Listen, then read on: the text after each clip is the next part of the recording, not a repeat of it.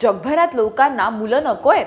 क्या बात कर रहे हैं? असं नाहीये की त्यांना मुलं नको आहेत, पण मुलं होण्यासाठी त्यांच्याकडे पुरेसे पैसे नाही आहेत. 1950 पासून आपल्या जगाची लोकसंख्या तिप्पट झाली आहे, पण आता तो ट्रेंड बदलतोय. युनायटेड नेशन्स पॉप्युलेशन फंडच्या रिपोर्टनुसार जगभरातला फर्टिलिटी रेट अभूतपूर्व प्रमाणावर घसरतोय.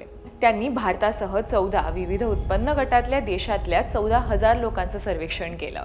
यातल्या 5 पैकी एका व्यक्तीने सांगितलं की त्यांना जितकी मुलं हवी होती त्याचं स्वप्न पूर्ण झालं नाही किंवा ते पूर्ण होईल अशी त्यांची अपेक्षा नाहीये. काही लोक एक मूल झाल्यानंतर थांबले, तर काहींना वाटतं की त्यांना कधीच मूल होणार नाहीये. म्हणजे शेकडो लोक मुलं हवी असूनही त्याबद्दल विचार सुद्धा करू शकत नाहीयेत. यामागे जास्तीत जास्त लोकांनी पैशाची कमतरता आणि योग्य जोडीदार न मिळणं ही कारणं दिली आहेत.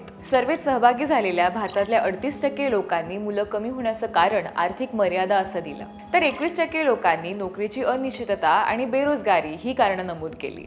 दुसरीकडे भारताचा फर्टिलिटी रेट हा रिप्लेसमेंट लेवलच्या खाली येऊन 1.9 इतका झालाय. हा रिप्लेसमेंट लेवल असतो 2.1. म्हणजे एखाद्या स्त्रीने जर 2 मुलांना जन्म दिला तर ती मुलं मोठी होऊन तिला आणि तिच्या पार्टनरला रिप्लेस करू शकतील आणि लोकसंख्या स्टेबल होईल. पण तोच आकडा आपल्याकडे खाली आलाय. 1960 मध्ये साधारण प्रत्येक महिला 6 मुलांना जन्म देत होती.